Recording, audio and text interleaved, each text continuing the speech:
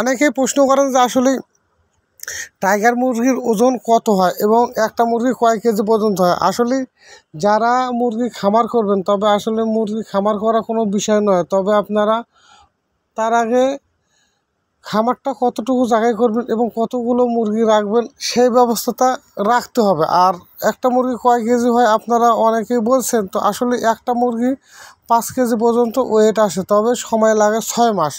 আপনারা মনোযোগ সহকারে শোনেন, একটা মুরগি কিন্তু ওয়েট আসে আপনার